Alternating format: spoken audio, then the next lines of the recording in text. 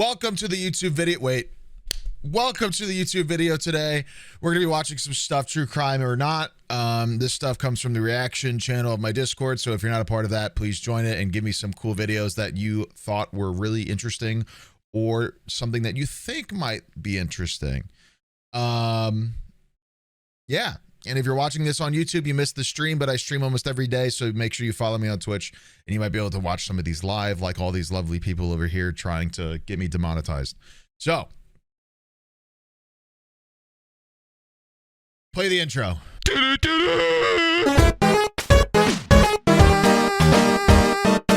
Alrighty, dude, let's watch another video. We're going to watch a brew video. We like brew. Very cool. Shout out to Epidemic Sounds for their inevitable copyright striking of this video. It's titled "The Blue Hole Keeps Killing People. A Man Died Filming What Happens Inside." It was titled something differently when it was suggested. They change their titles all the time. It's about something crazy in the ocean. That's as about as much of a context as I can give because I don't know what else happens. So, whoops.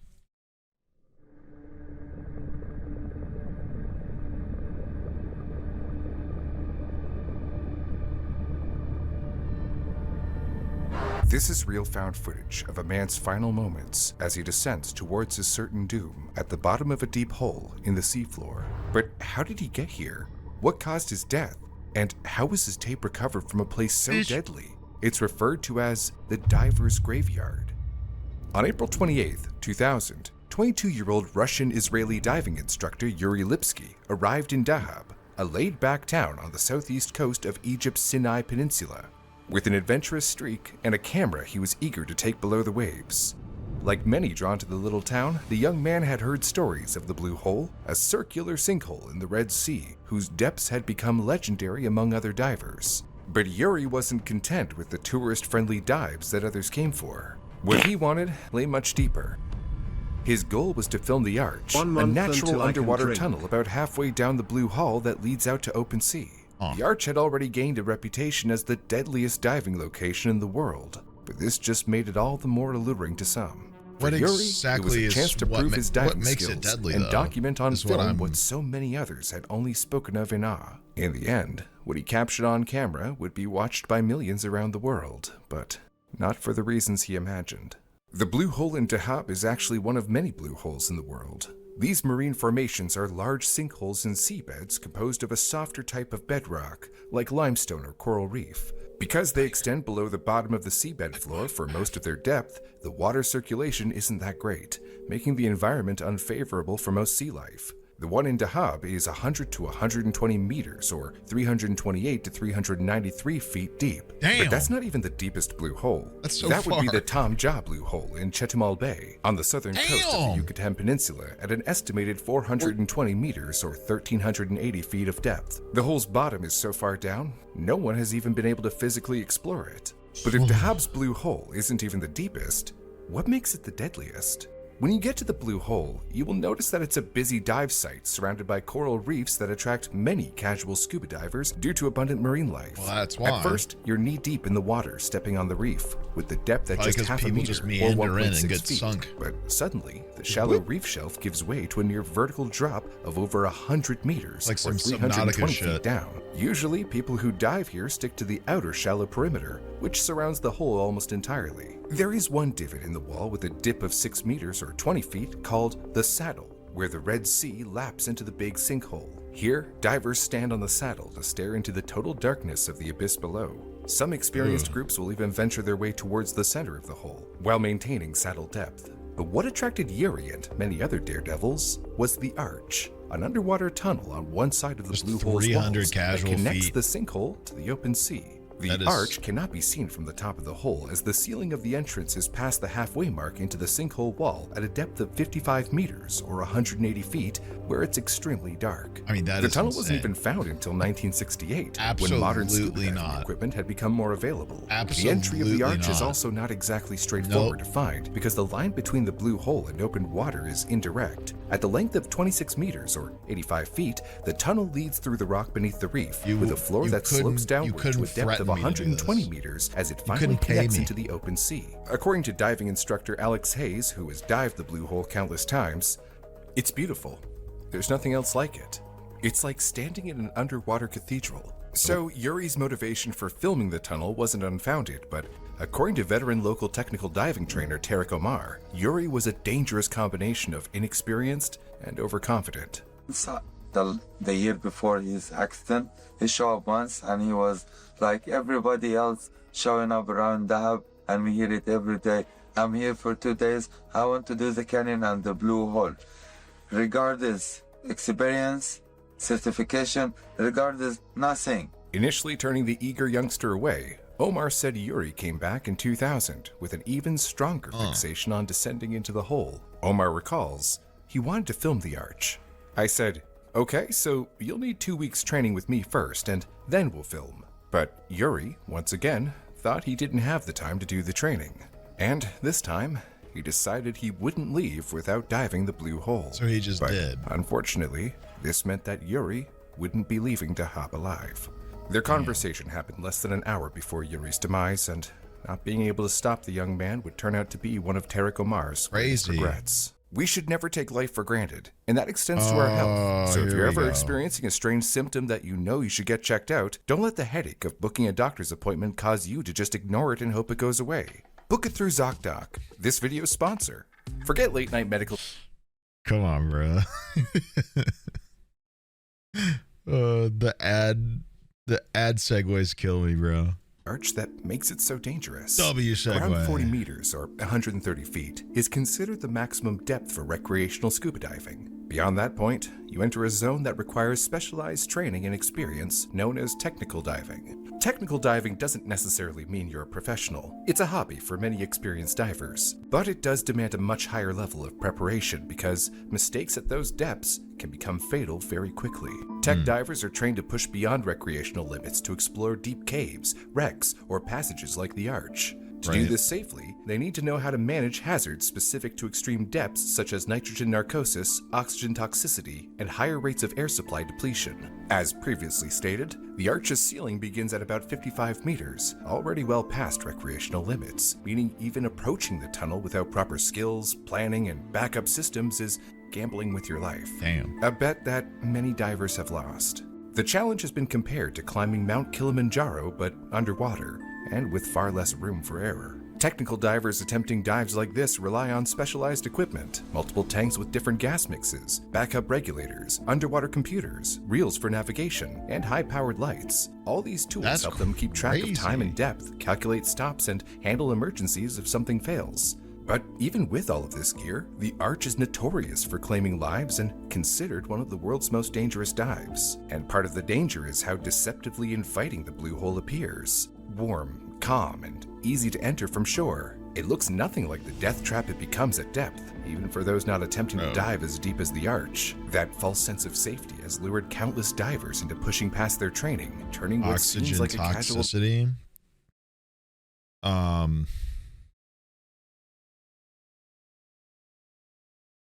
I don't exactly know how it works. It's something to do with the abundance, I think. Or I don't know. I just don't know, actually.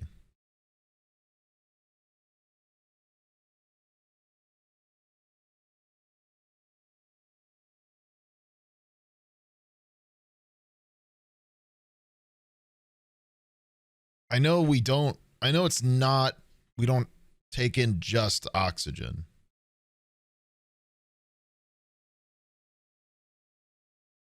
Hey, Bubba.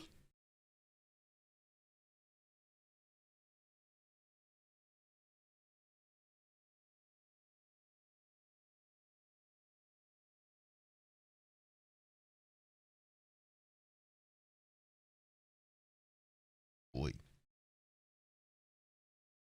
What was the question? I don't remember, bro. If somebody knows how to explain oxygen poisoning, put it in the comments. I'm curious because I don't fully know myself.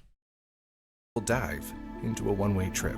Another Gonna be common explained mistake later for in the those video? who want to conquer the arch is Do it anyway. underestimating the tunnel itself. From a distance, the arch looks short, and the light at the far end appears much closer than it really is. Divers, under the judgment-clouding effects of nitrogen narcosis similar to alcohol intoxication, have been tricked into thinking that glow was the surface, only to swim downward toward it and burn through their gas supply.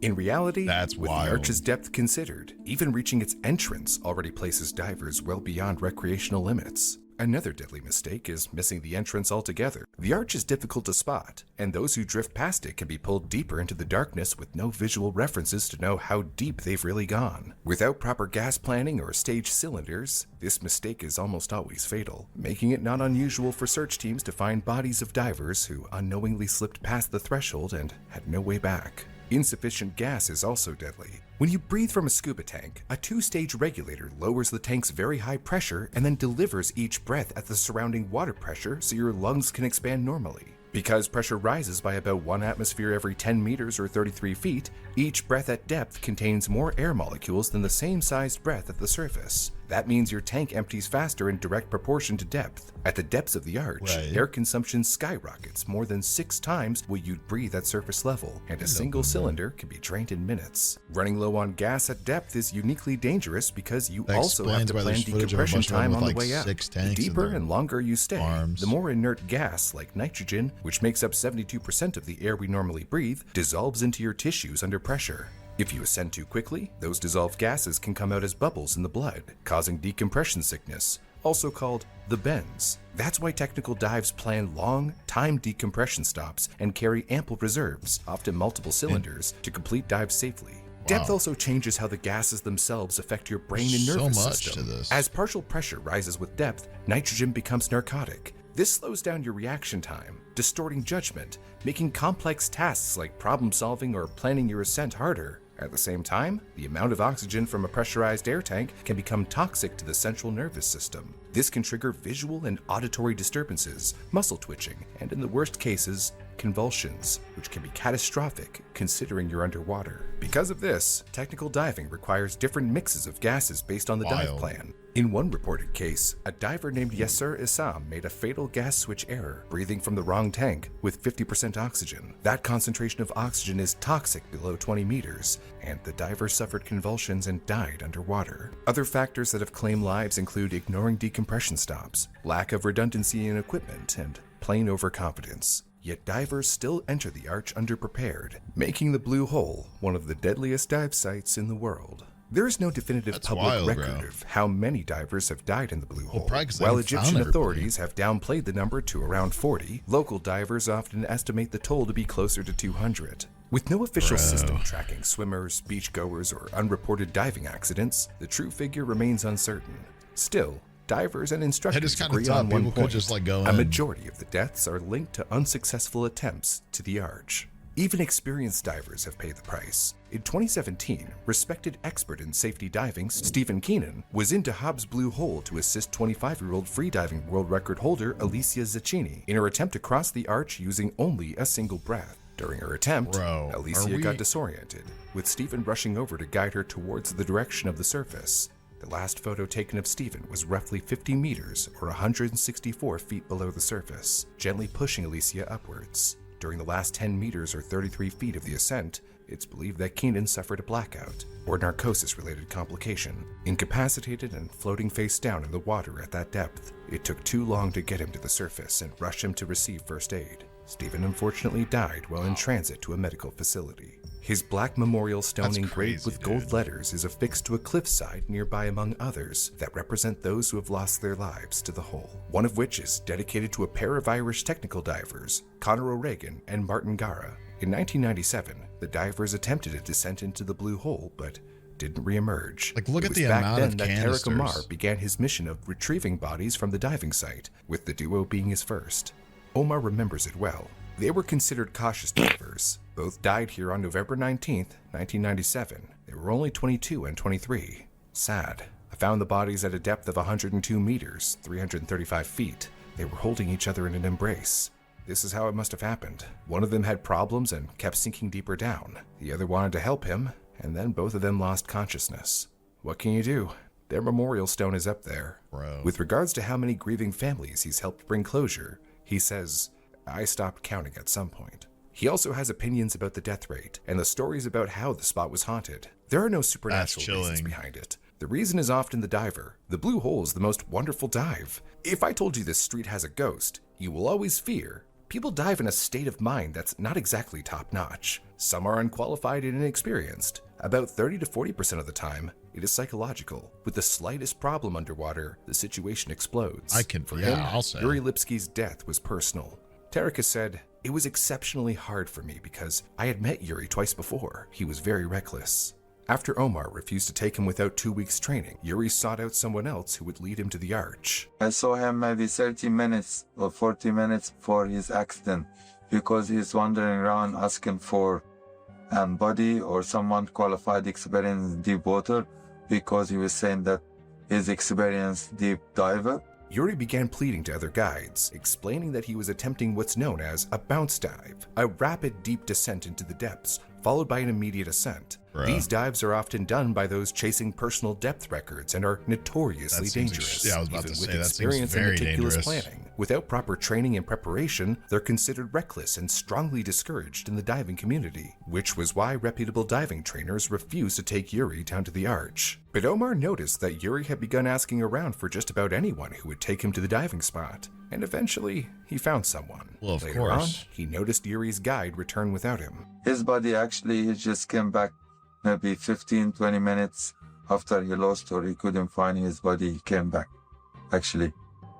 But Yuri, he didn't. Yuri had lost his guide underwater and gone down into the depths alone. Tarek Omar had to come up with a proper diving plan when Yuri's parents asked him to bring their son's body back to the surface. His father, he was arrived already in Dahab, and he asked me to recover his son. I said, okay, we could do it. It's gonna take 2 days. One dive first, to see the location, be sure everything's cool, and the second day we can recover him. There was nobody better to do it. At that point, Omar had been What an a- expert around what the a deep job portions of that those is, waters. dude. He knew the sloped, silty floor of the Blue Hole like it was his backyard. The expedition for the first day to locate Yuri's body was because, even though they knew where Yuri had gone in, nobody knew where he ended up. I knew exact at 111 meters. It was okay to recover him. It was just a little bit heavy. He was facing the ground. He have a cut on his tank strap, so the tank it was floating. His camera video, it was underneath him, on his chest. And he have couple of batteries around him. Jeez, The bro. first dive, I got his stuff around him, tied it up, because next morning I need to recover him with everything. Next morning we went What to a a successful stressful thing to mission do. and we got Yuri back to his mom and dad. But it was hard. It was tough. For Tarek Omar, it was a very emotional moment. He remembers seeing a passionate Yuri less than an hour before his accident and was in contact with the parents in the days after, Crazy how fast talking they about can the be. recovery mission. Among Yuri's belongings that Omar recovered from the bottom of the Blue Hole was the camera. I brought it up with the body. I thought the camera was broken, but it still worked. Yuri was filming the whole time. He filmed his own death. 2 days after we recovered his remains and gave his mother his belongings and equipment, she came to me asking that I help her disassemble them so she can pack them. The camera should have been damaged or even broken altogether because I had found it at a depth of 115 meters, and it is only designed to sustain 75 meters, but to my surprise, the camera was still working. We played it and his mother was there. I regret that his mother will have this forever.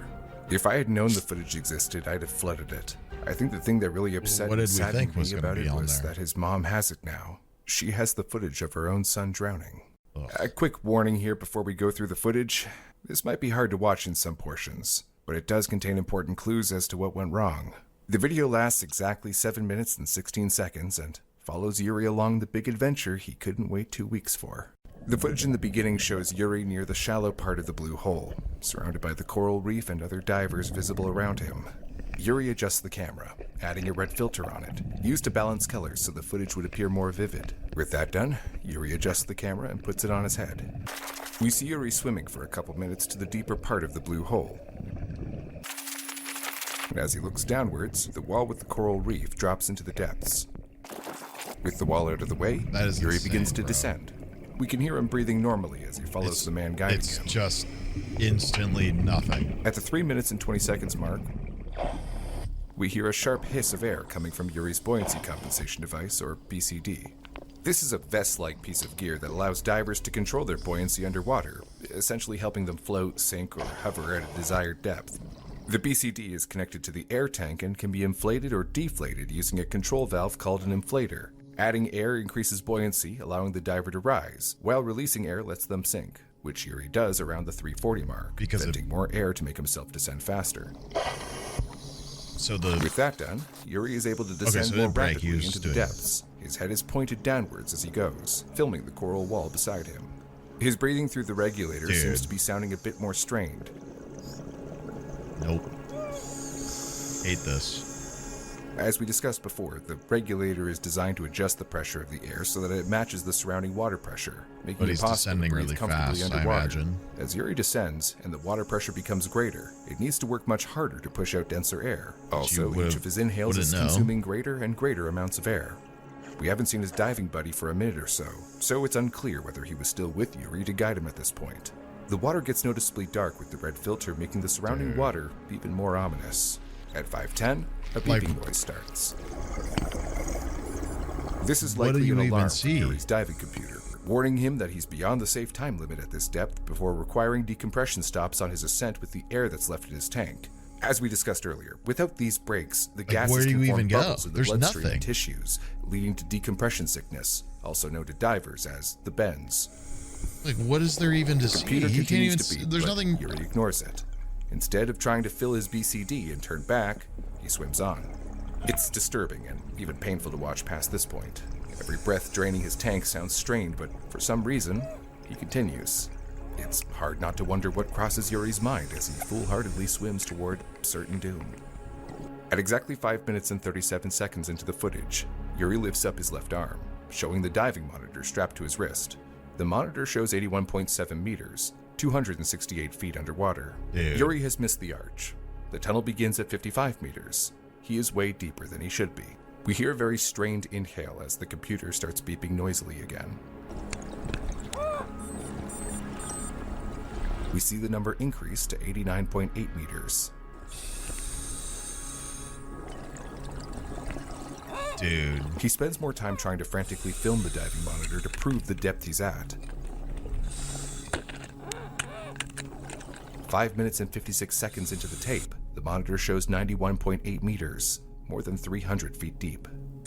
Dude. Yuri films as he reaches the silty bottom of the blue hole, but from here, there's nowhere else to go. Suddenly, we see panic setting in. We then hear a hiss coming from his BCD at 6:07.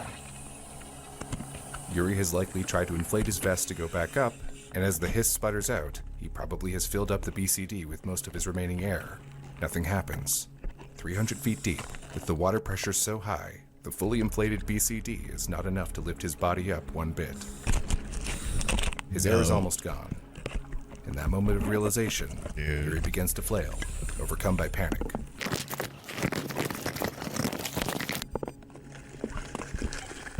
The footage is cut to an indoor setting with tile floors with Tarek Omar's voice saying, Okay. as he tests to see if the camera still works. He's next to Yuri Lipsky's bereaved mother after having retrieved Yuri's body from the bottom of the sea at his father's request.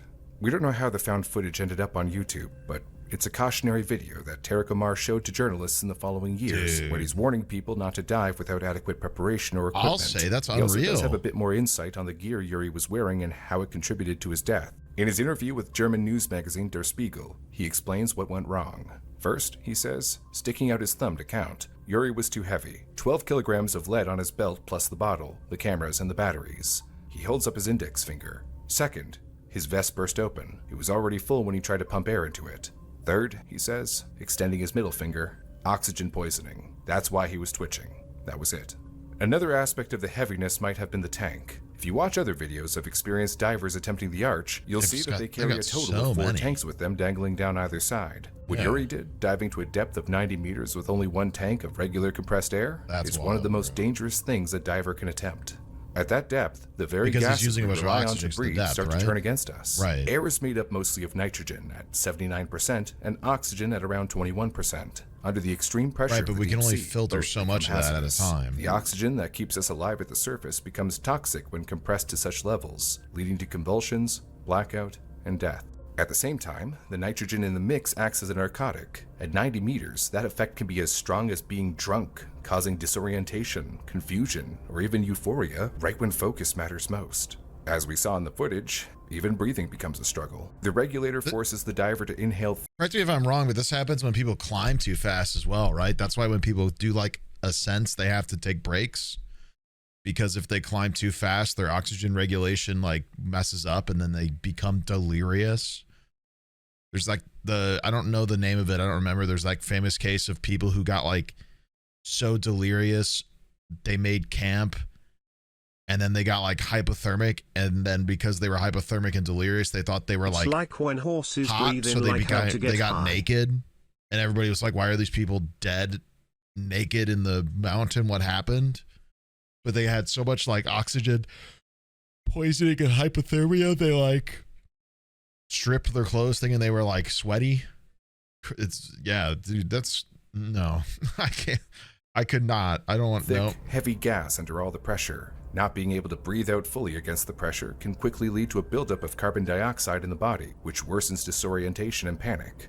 At that depth, every breath drains the tank at a rapid rate. A single tank that might last an hour in shallow water could empty in just a few minutes. But that's also why technical divers don't use ordinary air. Instead, they bring multiple tanks, each with custom gas blends designed to offset these dangers. One is called nitrox, which has extra oxygen and less nitrogen, which is good for shallower dives, but still would be dangerous at great depths. Beyond 50 meters, divers use Trimax, a mix of oxygen, nitrogen, and helium. The helium reduces the narcotic effects of nitrogen and makes the gas easier to breathe under pressure. And surprisingly, the Trimax blend also has less oxygen. Technical divers planning to go deeper intentionally lower the oxygen percentage in their breathing gas. 90-meter dives might contain only 10 to 12% oxygen, enough to sustain life without reaching toxic levels as water pressure rises. So you can see why Yuri was turned away when he approached technical divers, who couldn't make him understand why he needed more tech training, and why they called it madness to dive with regular compressed air. Thanks to Tarek Omar, his parents were able to bury their son, but later,